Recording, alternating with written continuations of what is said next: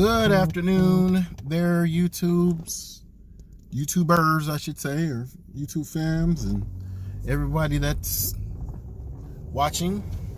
So, I'm making this video. I just dropped off one of my girls at the house. I'm making this video because last night there was the start. It was the official start of the 2020 campaign season for politics. The Iowa Caucuses were last night, and needless to say, it was and is still a hot mess. It was a debacle, and that's putting it mildly. What happened? Well, allegedly, what happened was there was caucus results were being tabulated and sent to the Iowa Democratic Party via a new application, a new mobile app that was deployed apparently a couple of weeks ago, from what I'm hearing, by a small startup called Shadow.Inc. That doesn't sound suspicious. I am in no way, shape, or form a Trump supporter. I am a Democrat, but I am also, as many might know if they're watching this video, I am also a longtime software engineer and developer. Been doing it for close to 20 years. This year, actually, August of this year will be exactly 20 years I've done this. So when I saw this and I heard what kind of had happened, immediately I started thinking, okay, so what processes and procedures were followed to keep this from happening? And stories started to come out about how there was no testing of this app. It was a last-minute build. It was a last-minute deployment. There was no, the Department of Homeland Security reached out and offered to help them, troubleshoot any problems they may have with the app. They were refused, which from what I've read is common. The states don't want the federal government poking into their stuff. And then also there was no testing of this app from the client side, from the Iowa Democratic Party. So there was no user acceptance testing. Basically, the software development lifecycle was not followed in this particular scenario. Longtime engineers and devs that have done this for a living can look at this and can say, that's true. There is no development done on this. No, there was development done on it, but there was no software development lifecycle. It wasn't followed. There's no way it was followed. And if anybody from that firm comes out and says, yeah, we followed it, there's no way they followed it. Because you wouldn't be here.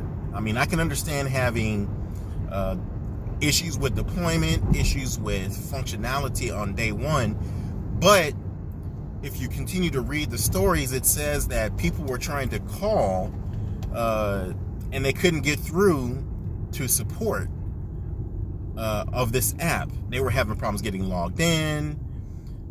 There were a lot of major issues with this. I said all that to say this. This is the exact reason why professional developers and companies follow the software development lifecycle. There's no way that an app of this magnitude should have ever made it out the door without some kind of user acceptance testing or UAT. There's no way that this app should have ever made it out the door without proper unit testing, load balancing, cybersecurity auditing, you name it. It should have happened. In this context, in this world, in this society we live in right now, where hacking and cybersecurity is an issue, this never should have happened. And as a Democrat, I must say, this makes the Democratic Party look bad because they paid close to $70,000 for this app, apparently, and and it was deployed to multiple states, from what I'm hearing. At least Nevada, who had an issue the last election in the primary, and then obviously Iowa. So this is not a good look for that firm. There are going to be heads rolling left and right. They're going to be heads rolling politically left and right at the Democratic Party. Taxpayer money was used for this, donations and stuff like that. There's going to be a lot of ticked off people at this one, at both the state and the national level. And it's not a good look. But again, I have a video on this page on my channel that talks about why you follow the software development lifecycle, why it's so important, and why you don't want to skip any of the steps of it. Because if you do, stuff like this can happen. Stuff like this can happen. And when it happens, it's really, really major. It's really major when bad stuff like this happens, when you don't follow the SDLC processes that are put into place, when you don't follow your development processes that are put in place. So it's not a good look.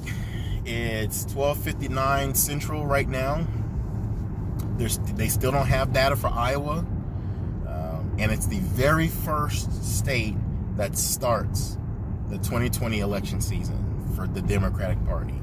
You had all the major news outlets there: CNN, MSNBC, NBC News, CBS News, ABC, Fox News was there, I believe. They had some people there, maybe, I don't know. I wouldn't call them news. But a bunch of the major companies, news organizations were there. NPR, the AP. And for this to go down, because developers did not follow the SDLC process, that's just a bad look. So, all you younger developers out there, all you new developers out there, this is why you follow the software development life cycles. Do not skip testing. Do not skip unit testing. Do not skip user acceptance testing. Do not skip anything that is going to come back and bite you in the rear after you've deployed your code. Don't skip steps, because stuff like this will happen. And it's still ongoing, and again, it's a bad, bad look. So, again, I'm Alex. Check out some of the videos on my channel. Hopefully Iowa can get it together. But right now, Iowa kind of looks like the Florida of the Midwest. Deuces, be blessed, and good luck, Iowa.